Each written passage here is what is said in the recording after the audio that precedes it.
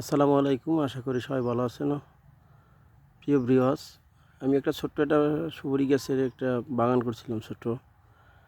তাই মাশাআল্লাহ অনেক সুন্দর হয়েছিল, গাছগুলো পরিপক্কভাবে হয়েছিল। যেই পরিমাণে এ, জঙ্গল হয়েছে, আসতে পারিনি আমি একটু এদিকে। গাছের আকার আকৃতি অনেক সুন্দর। আলহামদুলিল্লাহ, আজকে আসলাম এইমাত্র, আসে দেখি যে বাগানে যেই পরিমাণে আমার জঙ্গলেই রয়েছে, ঠিক আছে। তারপর যে এখন আবার একটু পরিষ্কার করতে আসি। আলহামদুলিল্লাহ, দেখেন গাছের কি অবস্থা। অনেক সুন্দর গাছ হয়েছে, যে পরিষ্কার করে দিয়েছি পরে। তাই আমি বলতে চাই, আপনারা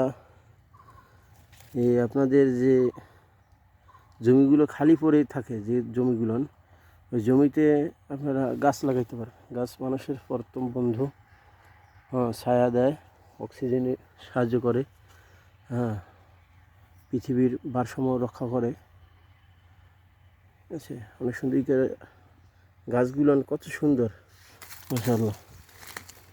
আসছি আজকে এই যে এইগুলানের ময়লা ফালাই দিছি, গাছগুলো একদম ফাঁকা জায়গায় আছে, অনেক সুন্দর লাগতেছে।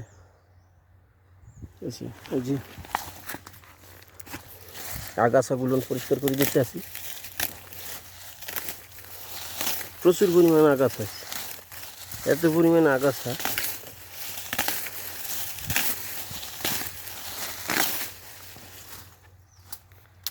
এই যে গাছগুলো ভিতর থেকে কিছু গাছ মারাও গেছে একটু অবহেলার কারণে।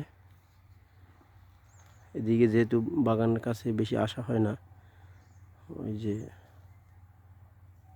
গরু ছাগল উঠে গাছগুলো করে।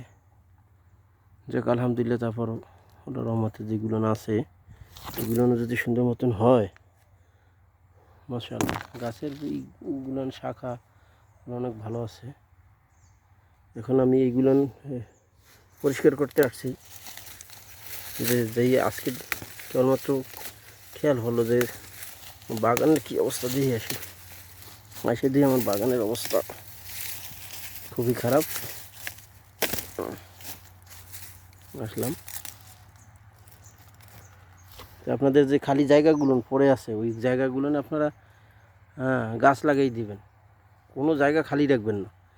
হয়তো সবজি চাষ হোক বা গাছ লাগাই দেন, কিন্তু যে কোনো একটাই থাকবেন, মানে করবেন না, জায়গা কখনো খালি রাখবেন না। যে কোনো জমি থাকলে জমিতে নিজস্ব যে গাছ আছে একটু খেয়াল করবেন, যাতে মানুষের কোনো ক্ষতি না করে। আমার গাছ দ্বারা অন্য কোনো জমি যেন ক্ষতি না হয়।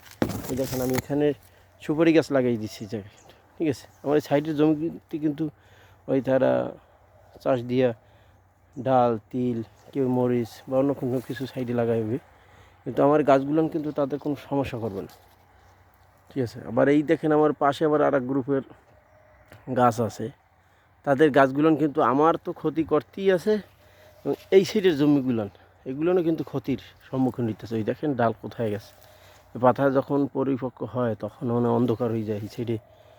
মানে কী অবস্থা, একটু খেয়াল দিয়ে সবাই কাজ করবেন, যাতে কারো কোনো ক্ষতি না হয়। মাশাআল্লাহ, দেখেন আমার গাছগুলো কিন্তু অনেক সুন্দর হয়েছে। আছে, সবাই ভালো থাকবেন, সুস্থ থাকবেন। আল্লাহ হাফেজ।